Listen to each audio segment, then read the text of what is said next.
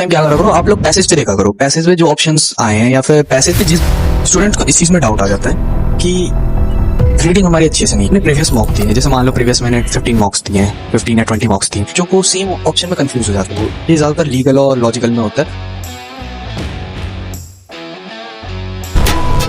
तो hello everyone, welcome to CLAT waves. 4 month बचे हुए क्लैट में पता नहीं चला कैसे प्रिपेयर करना है, कंफ्यूजन हो रहा।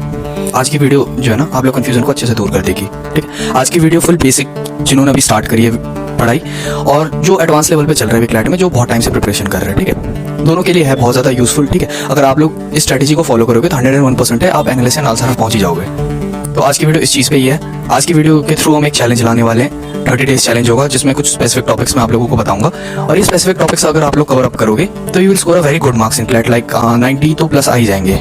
ओके, सो स्टार्ट करते हैं हम वीडियो। देखो हमारी स्ट्रेटेजी क्या होने वाली है कि हम 30 डेज तक एक कोई चैलेंज लेंगे, जो जितने भी बच्चे हैं मेरे चैनल पे, जितने भी बच्चे क्लैट वेव्स पे, सब बच्चों के लिए ये है कि एक चैलेंज हम लेंगे और उसे 30 डेज में कंप्लीट करेंगे।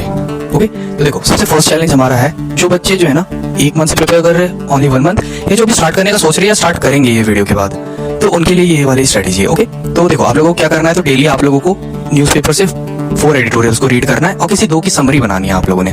ठीक, 4 को रीड करनी है। ओके, और जो एडवांस लेवल पे हैं, जो अच्छा खासा कर रहे हैं, उन्हें बस 2 एडिटोरियल रीड करने हैं अच्छे से। ठीक है, तो सेकंड चीज हम पे आ जाती है जीके। ओके, जीके हमें कैसे कवर अप करना है। देखो जीके के लिए एमआईटी टॉपिक्स जो है मैंने अपने मॉक चैनल पे क्लैट वेव्स मॉक पर डाल दिया है, लिंक आपको डिस्क्रिप्शन में मिल जाएगा, वहां सब ज्वाइन हो सकते हो। अब एमआईटी टॉपिक्स होती क्या है, जीके कवर अप कैसे करना है, बच्चे बहुत ज्यादा कंफ्यूज हो रहे हैं, जीके में होते हैं बच्चे कंफ्यूज। देखो MIT topics means most important topic, जिनके आने के चांसेस बहुत ज्यादा हैं क्लैट में। ओके, तो हमने हर मंथ के अपलोड कर रखे अपने चैनल पे। तो देखो आप लोगों को और जीके तो पढ़नी है, देखो ऐसा नहीं है कि और जीके नहीं पढ़नी, और जीके भी इंपॉर्टेंट है, बट एमआईटी टॉपिक बहुत ज्यादा इंपॉर्टेंट हो जाता है। ठीक है, अगर और जीके आप नहीं पढ़ोगे तो थोड़ा चलेगा भी, बट एमआईटी टॉपिक्स अगर आप नहीं पढ़ रहे हो और उन टॉपिक से ही क्वेश्चन बनते हैं, मैक्सिमम टाइम अच्छे से नहीं हो रही है। रीडिंग कैसे भैया करनी है अच्छे से। देखो रीडिंग के लिए फर्स्ट थिंग मैं आप लोगों को बताता हूँ। देखो रीडिंग स्पीड करने के लिए एडिटोरियल्स तो सबसे ज्यादा इंपॉर्टेंट है। ठीक है, अगर एडिटोरियल्स आप रीड करोगे तो आपको एक हैबिट बन जाएगी कि कैसे रीडिंग करनी है एक्चुअली। सेकंड थिंग हो गई, आप पैसेजेस देखो, लाइक इकोनॉमिक्स के पैसेज हो गए, ठीक है, इकोनॉमिक हो गई या फिर कोई आर्टिकल्स हो गए, सारे रीड करना अभी से स्टार्ट कर दो। आर्टिकल्स और इकोनॉमिक्स के पैसेजेस के लिए आप हमें क्लैट वेव्स पे फॉलो कर सकते हो, वहाँ पे आपको डेली अपलोडेड होगा। हर कुछ जो रीड करोगे ना, तो रीडिंग स्पीड उससे आपकी बहुत ज़्यादा स्पीड में बढ़ेगी। ठीक है, और बहुत बड़ा डाउट आ जाता है कि बच्चों को सेम ऑप्शन में कंफ्यूज हो जाते हैं, वो ये ज़्यादातर लीगल और लॉजिकल में होता है, बच्चे सेम ऑप्शन में कंफ्यूज हो जाते हैं। ठीक है, क्योंकि दोनों सही रहते हैं। देखो मैं बेस्ट सोल्यूशन बता देता हूँ आप लोगों को कि देखो जैसे लीगल में 2 आपको ऑप्शन सेम लग रहे हैं, तो देखो आप लोग उस टाइम क्या करा करो, आप लोग पैसेज पे देखा करो, पैसेज पे जो ऑप्शंस आए हैं या फिर पैसेज पे जिस बारे में बात करी गई है उस हिसाब से ऑप्शन को चूज करो। तो इससे क्या होगा, तो आप ज़्यादा करेक्ट आंसर दे पाओगे। ठीक है, कंफ्यूज नहीं होगा, कंफ्यूज होने की चांस बहुत ज़्यादा कम हो जाएगी। देखो अब हमने इस चीज़ के बारे में देख लिया।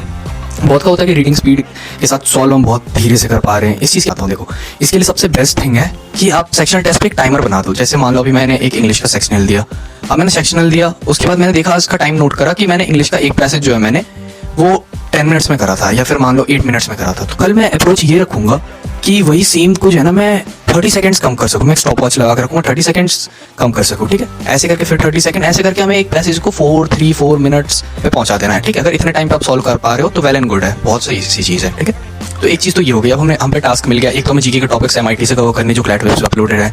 सेकंड थिंग हम पे आ गई कि हमने डेली एडिटोरियल्स रीड करने हैं, जो बिगनर है उनके लिए 4 और 2 की समरी बनानी है, जो एडवांस लेवल पे उन्हें 2 रीड करना है अच्छे से। ठीक है, उसके अलावा उन्हें आर्टिकल्स रीड करने हैं।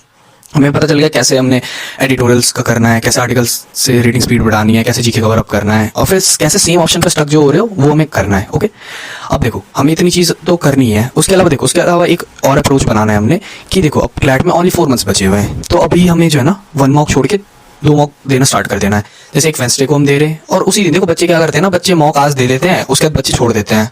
बच्चों में देखा है एनालाइज दूसरे दिन करते, तो ऐसा आप लोगों को नहीं करना है। अभी आपने मॉक दिया, 1 घंटे का रेस्ट लो आराम से, देन फिर तुरंत एनालाइज कर लो, वो भी फुल डीपली एनालाइज करो, जिससे आप लोगों के कॉन्सेप्ट अच्छे से क्लियर हो। अगर आपने कोई मिस्टेक करा है तो वो चीज़ अच्छे से आप क्लियर अप कर पाओ, अगले दिन के लिए नहीं छोड़ना। ऐसे सेम सेक्शनल का भी है, सेक्शनल भी दे रहे हो, आधे घंटे सेक्शनल दो, आधे घंटे में उसे एनालाइज करो।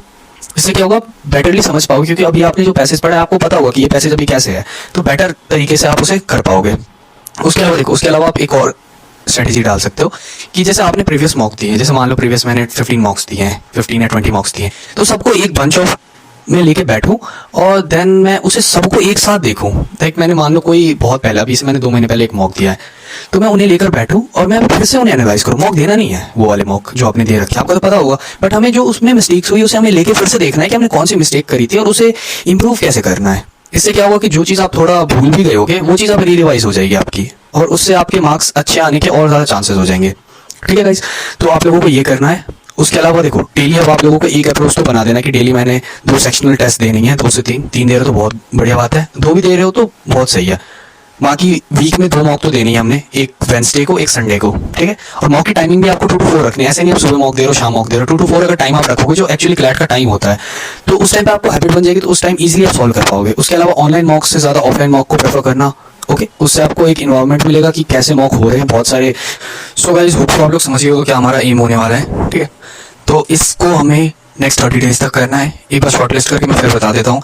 जो बिगनर वाले बच्चे हैं उन्हें डेली 4 एडिटोरियल पढ़ने हैं, 2 की समरी बनानी है। जो एडवांस लेवल वाले हैं उन्हें 2 एडिटोरियल रीड करना है, उसके अलावा आर्टिकल्स रीड करने हैं। ये चीज़ होगी रीडिंग स्पीड के लिए। उसके अलावा हमें अपनी स्पीड बढ़ाने के लिए हमें डेली जो है सेक्शनल टेस्ट देने हैं 2 से 3, और वीकली हमें 2 मॉक टेस्ट देने हैं और उसी दिन एनालाइज करना है, चाहे वो सेक्शनल हो या चाहे मॉक टेस्ट हो। उसके अलावा हमें जीके के एमआईटी टॉपिक जो क्लैटवेब्स ने प्रोवाइड करा है वो हमने कंप्लीट करना है। और उसके अलावा अच्छे से नींद लेनी है। देखो बच्चे नींद नहीं लेते हैं, अच्छे से आप लोगों को नींद भी लेनी है जिससे आपका दिमाग खुला खुला रहेगा। ओके, तो इतने को करते हैं हम नेक्स्ट 30 डेज तक। मिलते हैं सितंबर में और देखते हैं कुछ ऐसी ही चीज़ें जो उस टाइम पे हम कर सकते हैं। Okay, so that's all for today.